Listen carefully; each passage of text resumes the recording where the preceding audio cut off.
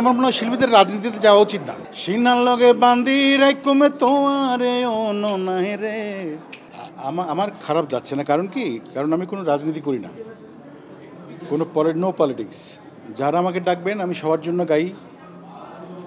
আমি বলি, আমি কিন্তু 2003 সালে বেগম মানে আমাদের সাবেক প্রধানমন্ত্রী বেগম খালেদা জিয়ার সাথে গান করতে গিয়েছিলাম। এটা হচ্ছে মায়ানমার, আমি আর শাকিলা জাফর। তো সেখানে যে গানটা আমি গেয়ে একদম মাত করে দিয়েছিলাম, সেই গানটা এখন মানুষের মুখে মুখে জাতীয় সঙ্গীত। ওই যে হইজার ভিতর গাঁতি রে কমে তোয়ারে, কত বছর আগে দেখো। সিনার লগে বান্দি রে কমে তোয়ারে অন্য নাই রে, হইজার ভিতর গাঁতি রে কমে তোয়ারে।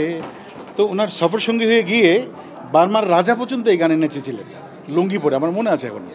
সেখানে জনাব তারেক রহমানও ছিলেন, তখনকার ফরেন মিনিস্টার বাণিজ্যমন্ত্রী আমির খসরু ভাই, মুর্শেদ খান, তারেক রহমান সাহেব, ফালু ভাই, সবাই ছিলেন। তো এই শেখ হাসিনা আমলে আমাকে গান করিয়েছে টানেল ওপেনিংয়ে, সেখানে ডিসি সাহেব আমাকে দিয়ে গান করিয়েছেন। তা আমি গাইতে চাই। দেলোয়ার হোসেন সাইদি সাহেবও আমার গান পছন্দ করতেন, তার ছেলেদের সাথেও কিন্তু এই গান এখন আমার ভালো সম্পর্ক, এখনও দেখা হলো আমাকে জড়িয়ে ধরে।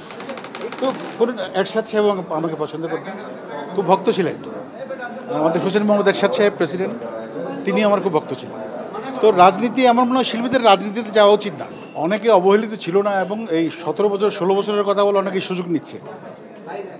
দেখা গেল তারা কন্টিনিউ গান করে গেছে, সেটা কোনো ব্যাপার না।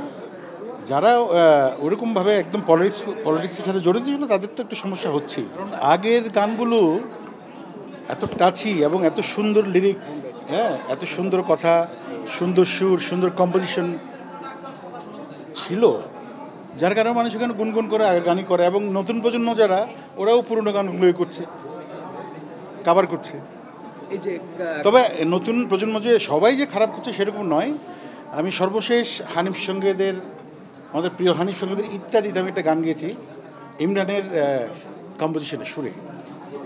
গানটা খুব ভালো হয়েছে, আপনারা হয়তো শুনেছেন ইত্যাদিতে।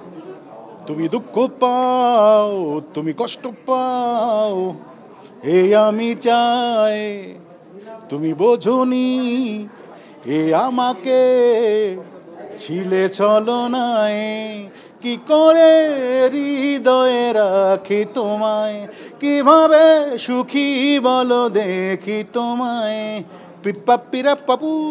তুমি তুমি তুমি দুঃখ পাও, তুমি কষ্ট পাও, এই আমি চাই। রাত 2টার সময় এটা শুরু করে আমার সুরে গানটা, শওকত আলী ইমনের কম্পোজিশন এবং এইচ.এম. নিপুর লেখা। আমি বলেছিলাম যে গানটা হিট হবে, রাত 2টার সময় ইনশাল্লাহ হিট। আসলে গানটা হিট হয়েছিল।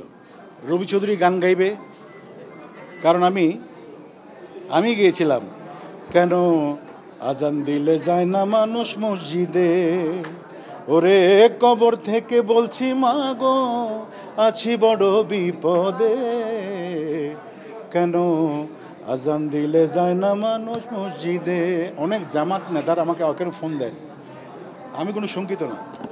আমি সারা পৃথিবীর, আমার এখনও লন্ডনের 10 বছরের ভিসা আছে, আমেরিকার 5 বছরের ভিসা আছে, কানাডার 10 বছরের ভিসা আমার এখনও আছে, ভ্যালিড ভিসা। আমি পৃথিবীর কোথাও স্যারেল হবো না। আই লাভ বাংলাদেশ, চিটাগং গিয়ে স্যারেল হবো। Love you.